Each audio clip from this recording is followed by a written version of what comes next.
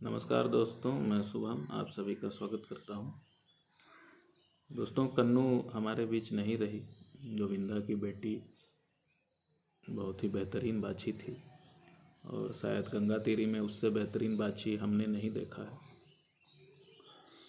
तो कन्नू की मौत जो है लंपी डिजीज से हुई है और मतलब ये केस जो है बहुत काफ़ी ख़राब रहा हमारे लिए और इसका मुख्यतः कारण मेरा ही ओवर कॉन्फिडेंस था। मुझे ऐसा लगता था कि जो है देसी गाय हैं, इनको कुछ नहीं हो सकता। ये जानते हुए कि लंपी ने पंजाब, हरियाणा, गुजरात, राजस्थान में क्या कहर बरपाया था, फिर भी जो है मेरी ये ओवर कॉन्फिडेंस था। ओवर कॉन्फिडेंस का कारण यही है कि पिछले 3 साल में जो है मतलब मुझे कुछ एलोपैथी दवाओं की आवश्यकता पड़ी नहीं। होम्योपैथी या जो मुकेश जी की मदद से बाबा जी की दवाएं और बाकी जो साधारण जो टॉनिक्स वगैरह या पाउडर वगैरह, इन सब से ही जो है हमारा काम चल गया। कभी भी वैसी कोई बीमारी हुई नहीं। तो मुझे लगा कि इनको क्या ही हो सकता है, अच्छा डाइट इनको देते ही हैं। तो क्या हुआ कि जब पहली बार लंपी हुआ, जब दिखा, अक्टूबर की ये बात है, तो मतलब मुझे लगा कि बस ठीक है, हो गया है तो क्या है, वायरल डिजीज़ है, बैक्टीरियल तो है नहीं, लंपी की कोई दवा है नहीं, वायरल की भी कोई दवाई होती नहीं है। तो जैसे हमें वायरल फीवर हुआ तो हम क्या करते हैं, हाइड्रेटेड रहते हैं, लिक्विड डाइट लेते हैं। यदि डेंगू हुआ तो पपीते के पत्ते लेते हैं, तुलसी का काढ़ा पी लेते हैं। तो उसी प्रकार से इसका भी करेंगे। दो दो हफ्ते किसी तरह निकालने हैं। वायरस तो 2 हफ्ते में चला ही जाता है। बॉडी तब तक जो है एंटीवायरल अपना बना लेता है। उसके बाद फिर बैक टू नॉर्मल हो जाता है, थोड़ा कमजोरी आती है, फिर धीरे धीरे वो ठीक हो जाता है। तो मेरे मन में कुछ ऐसा ही था। और बाकी जो है यदि घाव कुछ होंगे तो ऊपर से उसको मैनेज कर लेंगे, मरहम लगा लेंगे, दवाएं लगा लेंगे, मक्खियाँ नहीं बैठने देंगे। तो इसी कॉन्फिडेंस में मैं जो है ज़्यादा कुछ खास ध्यान नहीं दिया, सिर्फ होम्योपैथी चलाया। और मतलब कि थोड़ा सा समझिए कि ओवर कॉन्फिडेंस भी था और थोड़ा सा आलस्य भी था कि चौबे जी ने कहा था कि हल्दी और गुड़ चलाते रहिए, तो कुछ दिन दिया, फिर बंद कर दिया कि होम्योपैथी तो दे ही रहे हैं। तो तुलसी का काढ़ा वगैरह भी कुछ दिन दिया, फिर छोड़ दिया। तो वो सब देते रहना था। तो क्या हुआ कि लंपी हुई, बुखार होती थी। उसके बाद खाना धीरे धीरे इसने कम कर दिया और फिर धीरे धीरे बंद कर दिया। तो इसको मुंह में निवाले दे देता था तो ये फिर खा लेती थी। तो मुझे लगा बस इसी तरह 2 हफ्ते निकालना है, करना ही क्या है। और बुखार जो है वो मतलब होम्योपैथी दवाओं से ठीक रहता था। मतलब कि इनका नॉर्मल 101.5 रहता है, तो इसका 102 103 रहता था। सुबह में थोड़ा कम रहा, दोपहर में थोड़ा बढ़ा। तो बुखार एज सच नहीं थी वैसी कुछ। तो मुझे लगा चल जाएगा, कोई दिक्कत नहीं। लेकिन यहाँ पर मैं जो है एक ट्रिक मिस कर गया। वो ट्रिक ये है कि लंपी एक वायरल डिजीज के साथ साथ उसका एक अलग जो प्रॉपर्टी है, जो वो गांठें बना देती है। ये उस समय मैं नहीं सोच पाया, ये बाद में सोचा कि वो जो गांठें हैं वो प्रॉब्लम उसकी वायरस नहीं है। वायरस यदि खून में रहे तो कोई समस्या नहीं है, लेकिन वो जो गांठ बनती है उसमें फिर धीरे धीरे बैक्टीरियल इन्फेक्शन और प्रोटोजोअल इन्फेक्शन ये सब जो है शुरू हो जाता है। तो वो फिर इन्फेक्शन फिर जो है कभी आपके अंदर भी रहता है, बॉडी के ऊपर भी रहता है, लंग्स में जाता है, विंड पाइप में भी वो लंप हो सकता है, इन्फेक्शियस लंप हो सकता है, आपका यूरिनरी ट्रैक्ट में हो सकता है। तो ये सब ट्रिक मैं मिस कर गया। मैंने एक्सपर्ट कोई सलाह भी नहीं ली, जबकि मेरे पास काफ़ी मदद उपलब्ध थी। लेकिन फिर वही बात है कि ओवर कॉन्फिडेंस में मतलब 5 दिन तक मैंने मुकेश जी को भी नहीं बताया था। मुझे लगा अपने ही हो जाना है ठीक। लेकिन जब 5 दिन 6 दिन ऐसे बीत गए, खाना पूर्ण रूप से इसने बंद कर दिया था और मतलब बड़ा कमज़ोर सी हो गई थी, पेड़ से पत्ते तक नहीं तोड़ पा रही थी, दूध पीने में बड़ा कष्ट हो रहा था इसे, हालांकि दूध ये पी रही थी रेगुलर। तब मैंने सोचा कि कुछ करना चाहिए। तब फिर मुकेश जी से पूछा, बाबा जी की दवा ला कर के दी। ये स्क्रीन पर आप देख लीजिए, ये 5-6 आइटम है, इसको मिला करके दिया। और फिर एलोपैथ की भी दवा सोचा कि दे देते हैं, खरीद कर लाया, फिर भी इच्छा नहीं हो रही थी एलोपैथ देने की। क्योंकि एक कॉन्सेप्ट है कि जो है वायरल डिजीज़ में यदि आप बैक्टीरियल एंटीबायोटिक ये सब दवा चलाएंगे तो वो क्या है कि बॉडी को नुकसान करता है, और जो वायरस है उस पर तो कोई फ़र्क होता नहीं। तो वैसे में बॉडी जो है वो वायरस के आगे कमज़ोर पड़ने लगता है, तो इसी कारण से नहीं दिया। फिर 2-3 दिन के बाद फिर तब जो है एलोपैथ की दवाएं चालू की। तो लगभग 8 दिन का यहाँ पर एक डिले था, और हम जो ये लड़ाई थी लंपी के विरुद्ध, ये उसी में हार गए थे। ये हमें बाद में पता चला, लेकिन मतलब उसी बीच में हार गए हम। पहले 8 दिन में ही चला, तो 35 दिन तक पूरा प्रक्रिया चला। 35 दिन खींचने से कष्ट भी काफ़ी हुआ, मुझे भी हुआ और कन्नू को भी हुआ। तो दवा चला दिया, 3 दिन एंटीबायोटिक चला, फिर आपका मेलोनेक्स चलता है आपका बुखार को कम करने के लिए। उसके अलावा जो है आइवरमेक्टिन का इंजेक्शन लगा ताकि घाव में कीड़े ना हो। लेवामिसोल चलता है ताकि जो है आपका थोड़ा सा इम्यूनिटी को बढ़ा के रखे। तो ये सब जो भी चलता है, फिर एंटी प्रोटोजोआ चला 3 दिन के बाद। तो उसके बाद फिर जो है हुआ कि एंटी प्रोटोजोआ एक बार देने के बाद फिर 2-3 दिन के बाद ही लगता है। तो अब तक लगभग 11-12 दिन हो चुके थे। तो वायरस के तो जाने का समय हो गया था, 2 हफ्ते के बाद तो लगभग वायरस चला ही जाता है।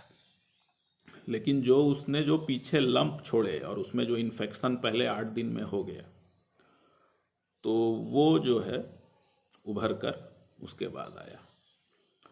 तो लगभग एंटी प्रोटोजोआ पड़ने के 2-3 दिन के बाद जो है मैंने अचानक से देखा कि कन्नू जो है बहुत ज़ोर ज़ोर से सांसें ले रही है। खाना बंद था तो उसे मुंह में वही जो है बेसन और जो है चोकर इसको घोल करके मुंह में ही हल्का हल्का पिला देते थे ताकि एनर्जी बनी रहे, और बाकी दूध तो पीती ही थी।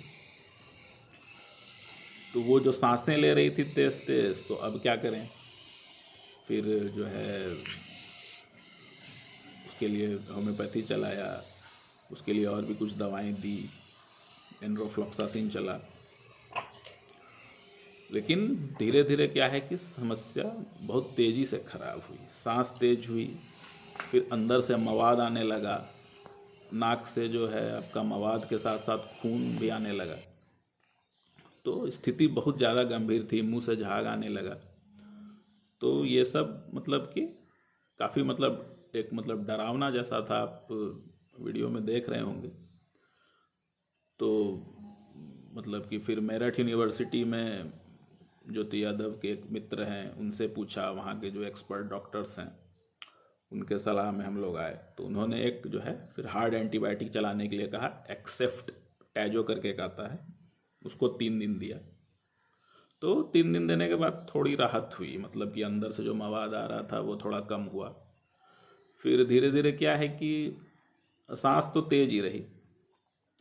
धीरे धीरे क्या है कि मतलब जो घाव थे, जो लंप था, वो जो है मतलब जो बॉडी पार्ट उसका ज़मीन के टच में नहीं आ रहा है वो तो ठीक रहता है। मतलब कि उसकी हल्की सी चमड़ी निकलती है, फिर वो सूख जाती है, फिर काला हो जाता है, फिर वो धीरे धीरे हील हो जाता है।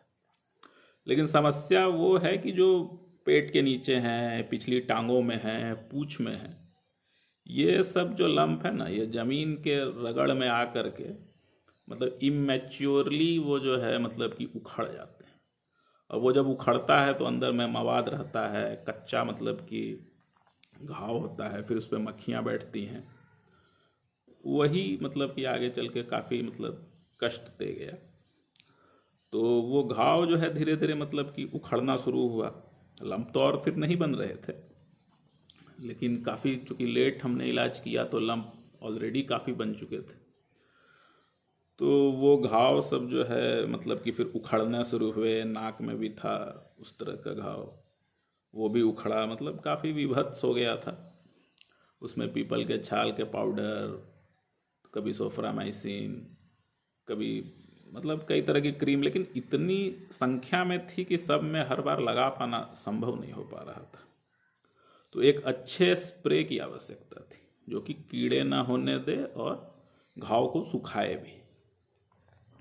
लेकिन यहाँ पर भी जो है अल्प ज्ञान थोड़ा सा हो गया मुझे कि मैं एक स्प्रे यूज करता था जो शुरू से ही कर रहा था, मुकेश जी के पास भी था। तो वो मतलब स्प्रे क्या था कि आप करिए तो घंटे 2 घंटे के बाद फिर मक्खी बैठने लगेगी, नाम मैं भूल रहा हूँ। तो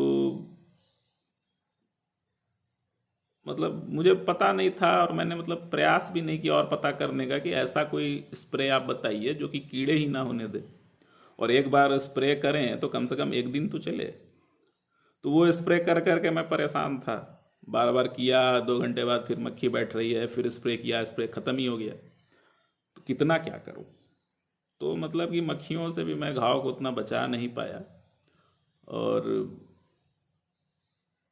मतलब कि घाव उतना ठीक से सूखा भी नहीं, उस घाव में फिर कीड़े भी हुए। तो कीड़े होने के दो मुख्य कारण थे, एक तो था कि मुझे लगा कि आइवरमेक्टिन लगा ही दिया है तो कीड़े नहीं होंगे, लेकिन ऐसा होता नहीं है, क्योंकि यदि मक्खियाँ बैठेंगी तो आइवरमेक्टिन कोई बहुत दिन काम नहीं कर पाता है।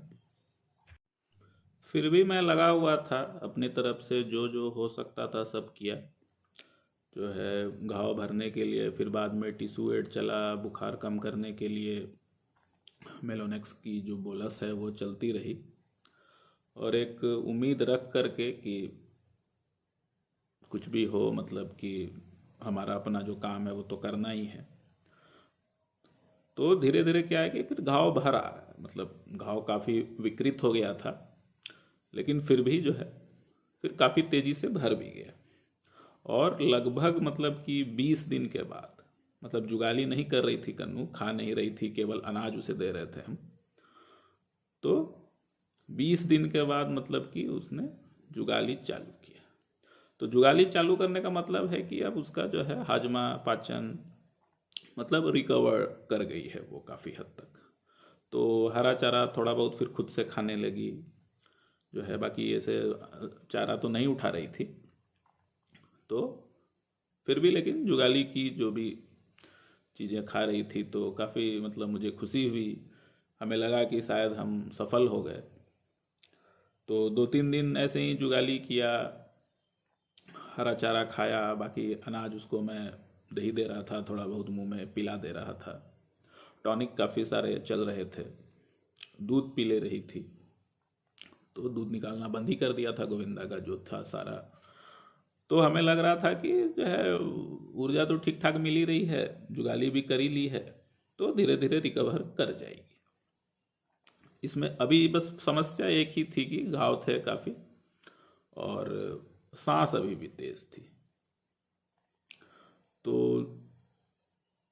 20 दिन के बाद ऐसा हुआ, उसके बाद फिर जो है धीरे धीरे मैं देखा कि मुंह लगाने लगी है, मतलब कि जो चारा साना हुआ है गोविंदा का, उसमें देखा कि मुंह लगाती है, मुंह लगाती है, हल्का सा खाती है, फिर घूमती है, बैठती है, फिर हल्का सा खाती है। तो धीरे धीरे मेरी उम्मीद बढ़ रही थी कि शायद ये अब सुरक्षित हो रही है। तो एक बार जो है घाव थोड़ा रिकवर कर जाए, थोड़ा ठीक से खाने पीने लगे, तब फिर इसकी जो सांस तेज चल रही है उसको देखेंगे, इसको कहीं बैठा करके गाड़ी में ले जाएंगे, एक्सरे वगैरह करवा के देखेंगे कहाँ क्या है, यदि कुछ होगा तो ऑपरेट भी करा देंगे। लेकिन वो मौका हमें मिला नहीं। खाना थोड़ा बहुत खा रही थी, लेकिन क्या है कि 1 दिन 2 दिन के बाद जो है वो 6 नवंबर को या 7 नवंबर को क्या है कि वो बैठी थी, मैंने उसे उठाने की कोशिश की, तो उठने की कोशिश कर रही थी पर उठी नहीं। तो अब मुझे समझ नहीं आया, मुझे लगा हो सकता है भी थोड़ी कमजोरी लग रही है, तो उसको थोड़ा खींच करके साइड किया, साफ वाफ किया, लेकिन उस दिन के बाद से वो उठी नहीं। जो है काफ़ी धक्का दिया तो उठी नहीं, और उससे भी बुरा क्या हुआ कि उसने गर्दन पटक दी अपनी, मतलब बैठ जाए लेकिन गर्दन अपराइट है, मुंह में भोजन खिला सकें, तो जो है तो फिर भी ठीक रहता है, लेकिन गर्दन ही पटक दी तो मतलब मैं तो समझ ही गया कि अब गर्दन पटक दिए तब शायद ही बच पाए। लेकिन जो भी प्रयास था हमारा, हम करते तो किया हमने, ग्लूकोज वगैरह चढ़ाया, उसके बाद और भी जो भी मतलब कि मीफेक्स करके आता है उसको चढ़ाया, ये इस उम्मीद में कि कैल्शियम, पोटेशियम, मैग्नीशियम ये सब चीज़ यदि सही हो जाए तो क्या पता उसकी नसों में जान आए।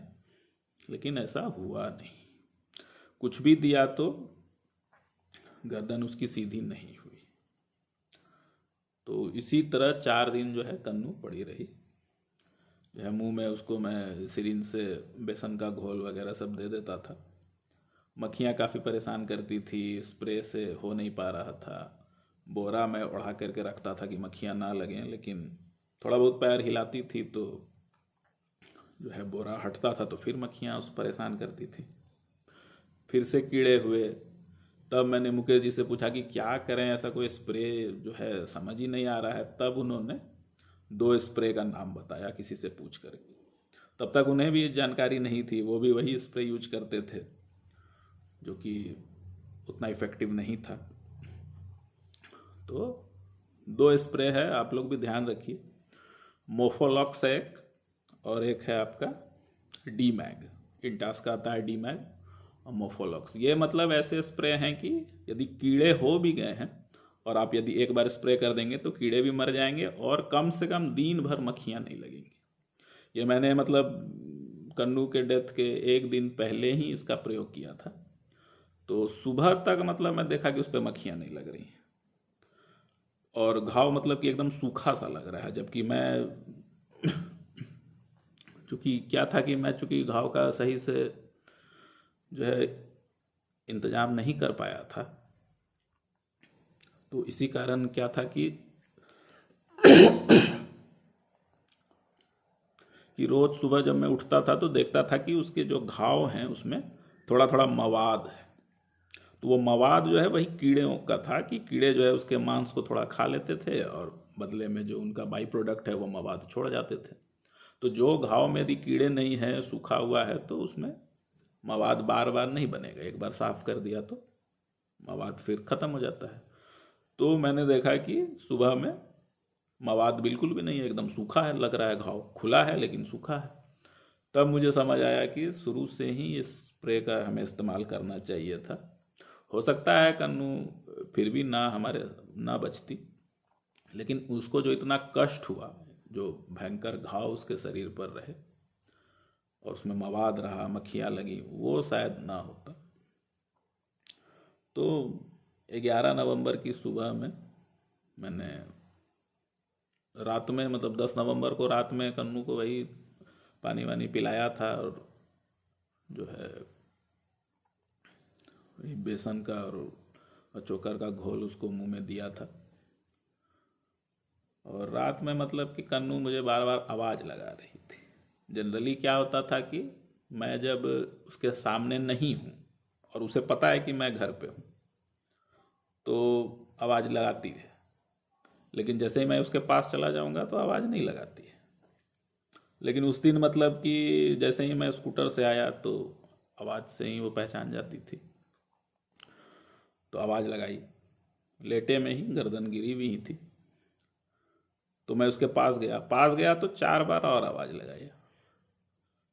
तो मतलब उस समय तो मैं नहीं समझा, तो ऐसा जनरली वो करती नहीं थी। तो मुझे लगा कि शायद एक्टिव हो रही है, काफ़ी सारी बॉटल्स चढ़ी हैं इसे तो थोड़ा सा एक्टिव हुई है और शायद कल उठ जाए। पैर थोड़ा ज़ोर से चला रही थी।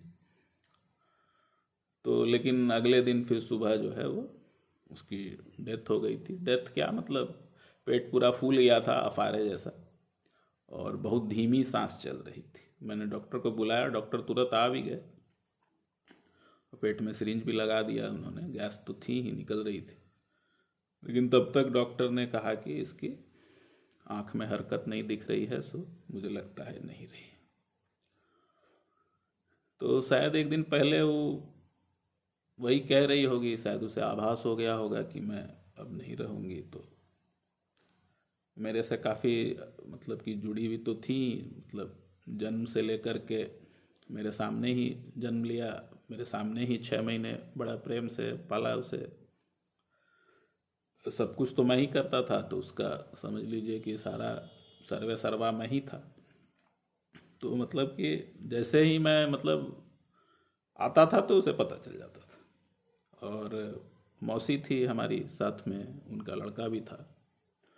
तो मतलब मेरी क्या है कि शिफ्ट ड्यूटी है, तो शिफ्ट ड्यूटी में क्या है कि अब मेरा ये समय थोड़ा उलट पुलट रहता है, तो गायों को मैं मतलब गोविंदा और कन्नू को समय पर वैसा भोजन नहीं दे पाता था कि रोज़ जो है एक ही टाइम पर भोजन दे रहा हूँ।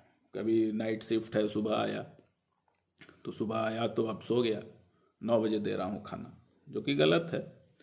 लेकिन 9 बजे तक वो शांत बैठी रहती थी। ऐसा नहीं कि 6 बज गया अभी तक दूध नहीं मिला है तो मैं जो है आवाज़ कर रही हूँ, हल्ला कर रही हूँ, वैसा कुछ नहीं। मौसी है, मेरा भाई है, घूम रहे हैं, उनको कुछ नहीं कहेगी।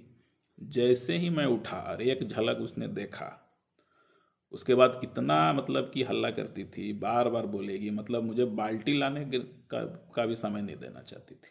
यदि मैंने उसे देखा और फिर बाल्टी लाने घूमा, उस बीच में 4 बार चिल्ला चुकी होती थी।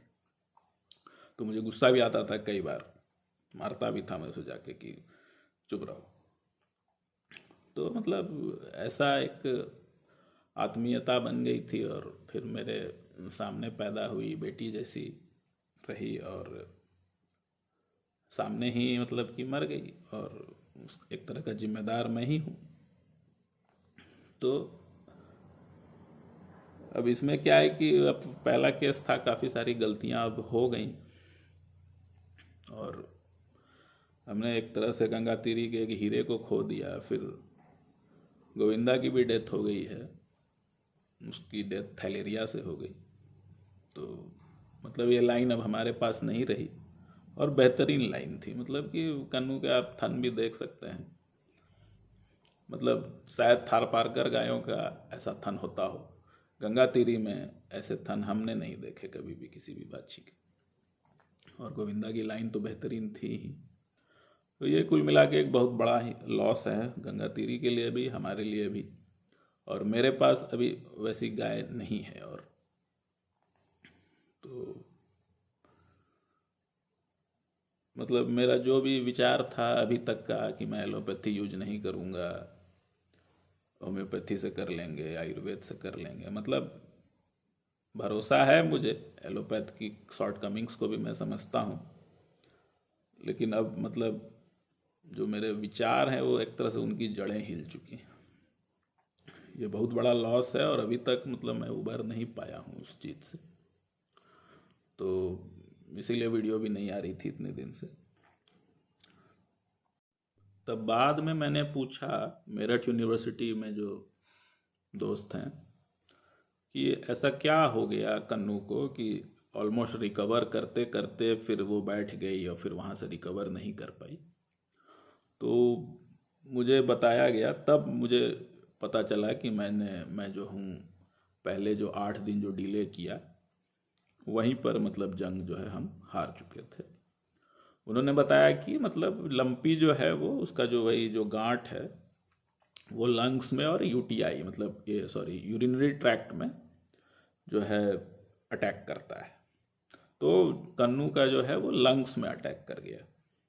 क्योंकि पहले 8 दिन जो है केवल होम्योपैथी चली, तो होम्योपैथी क्या है कि बहुत एक्यूट इन्फेक्शन को उतना नहीं रोक पाता है। आयुर्वेद इसमें यदि हल्दी वगैरह दिया रहता तो वो रोक सकता है, क्योंकि वो यूट्रस उट्रस की भी सफाई कर पाता है हल्दी, ये हम जानते हैं। और जो है और नहीं तो फिर एलोपैथ की एंटीबायोटिक इसलिए चलती है कि वो इन्फेक्शन नहीं होने दे लंग्स में और आपका यूरिनरी ट्रैक्ट में। तो चूंकि पहले 8 दिन में लंप बन गए होंगे, उसमें इन्फेक्शन हो गया होगा, तो वही जो है लंग्स में उसका अटैक हो गया। और लंग्स में एक बार अटैक होने के बाद क्या है कि लंग्स कैपेसिटी जो है वो लंग्स कैपेसिटी उसकी कम हो गई। तो क्या है कि आप कुछ भी खाएंगे अल्टीमेटली वो ऑक्सीडाइज होगा, तभी तो वो एनर्जी में कन्वर्ट होगा ना। तो आप भोजन उसको सही भी देंगे और लंग्स कैपेसिटी घट गई है और अंदर में इन्फेक्शन का क्या हाल है वो हम जानते नहीं हैं। तो यदि लंग्स कैपेसिटी घट गई है तो धीरे धीरे जो है एनर्जी लेवल डाउन होता चला जाता है, चाहे आप कुछ भी करिए। जब ऑक्सीजन यदि सफिशिएंट नहीं है तो कोई फ़ायदा नहीं हो पाता है। तो उसी कारण से उसकी जो एनर्जी लेवल है वो कम होती चली गई। तो ये एक स्लो पेनफुल डेथ होता है, ऐसा उनका अनुभव भी है कि एक बार लंग्स में अटैक कर गया तो फिर नहीं बचा पाते हैं वो लोग भी। कॉलेज में काफ़ी गाय आती हैं उनकी भी इलाज करवाने के लिए। तो वहीं पर एक मिस्टेक समझ लीजिए कि हो गया। बाद में काफ़ी मेहनत की थी मैंने, पर जो है उससे परिणाम यही निकला कि जो मौत जल्दी होती वो थोड़ा देर से हुई। बाकी जंग हम पहले 8 दिन में ही हार गए थे। तो कन्नू के की मौत होते होते गबरू को भी हो गया लंपी।